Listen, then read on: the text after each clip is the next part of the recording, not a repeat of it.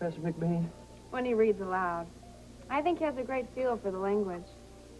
Yeah, just don't try to have a conversation with him. I asked him a question after class one day. I mean, he looked at me like I was from Mars. I've tried too. See that? Something else you two have in common. You both think Professor McBain's a stiff. Yes, but a very sophisticated stiff, which counts for a lot in English lit, right? Oh, I think he takes the term lecture very literally. Are these two amazing or what? Amazing. I feel like Dolly Levi. If Brenda had just said it was the beautiful blonde in the second row on the left, I would have known who it was. I did tell you that, remember? He's so scholarly, you have to practically lead him to the table so he remembers to eat. Brenda, he did come tonight, didn't he? Thank you. So anyway, did you guys get that last lecture or what? I mean, can't a person just admit that James Joyce is too deep and move on to somebody else? Well, you see, Brenda, 20th century English literature would never happen without it. Right. I'm so lucky to live under the same roof with such a genius. I mean, I may actually get my degree with him to tutor me. So, Moira, what do you think of Joyce? Oh, well, I agree with Jason. I think he's the best. You know, I always liked his short stories. You know, Dubliners. But I never understood Ulysses until I read it out loud walking through Dublin. You have been to Ireland? Well, my grandparents were born in Roscommon. Really? I love Ireland. Do you know that when I was in boarding school, we went on a backpacking trip through the wilds of Connemara? We must have gone up and down all 12 bends. And then I lost one of my favorite boots in that yucky bog. But my favorite part is that green marble. Actually, it wasn't really marble. What is it really? I don't remember. I don't know. Moira, do you get back often? Oh, as often as I can. Do you still have family there? Well, my grandparents are dead. But I have a slew of cousins, aunts, and uncles. Have any of them... You have a real extended family? That is so wonderful. You know, I have practically no family at all. It's one of the great tragedies of my life. I'm sorry. My mom and dad are both dead, and my only sister lives in London. I didn't know. Yep, I'm all alone. Except I have my two adopted brothers. Do you think maybe we could let Moira answer just one question? Oh, sure. Which one? Anyone. How about this one? How long have you been in Port Charles?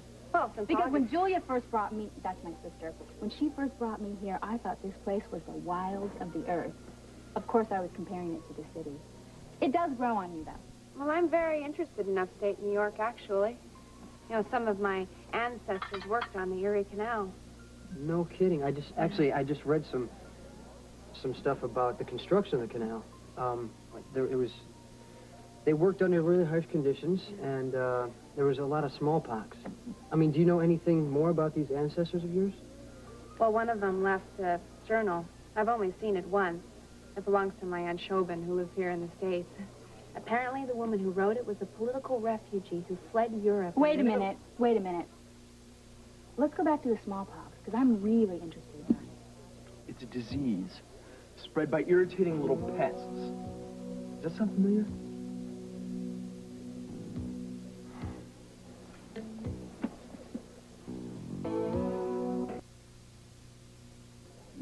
So the wife has this incredible medical problem.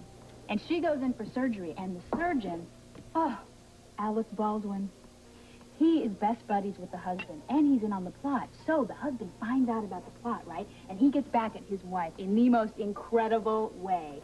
The little boy next door witnesses the whole thing, but the little boy is blind, and she doesn't know about it. She ends up dying anyway. Do you guys want to see something else? Excuse me, I'm sorry, but I don't think I'll be able to do a movie tonight. Why? It's early. I have to go, Brenda. Yeah, I think Moira had an epiphany.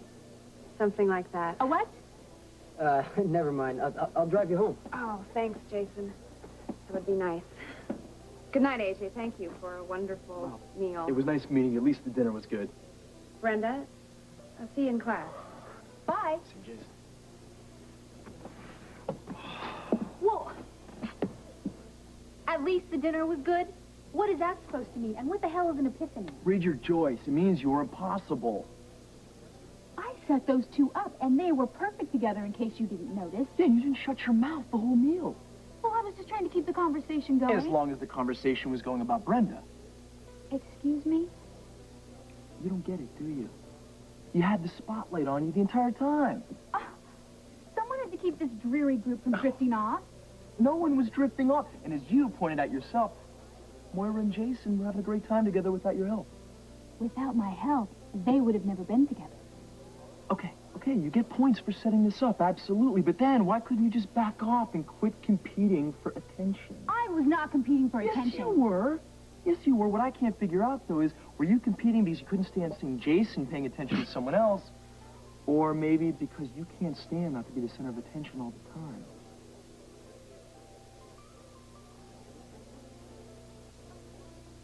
I blew it. No. Look, they left together. Mission accomplished, huh? I don't know what's wrong with me. I truly didn't mean to behave like that. I believe you. Sometimes I think there's not enough attention in the whole world for me. Well, we'll have to see what we can do about that. Why, A.J. Quartermain, whatever do you mean by that? Well, I've got a powerful spotlight, and I'm not afraid to use it. You're not afraid, are you? Life with the Quartermains gets more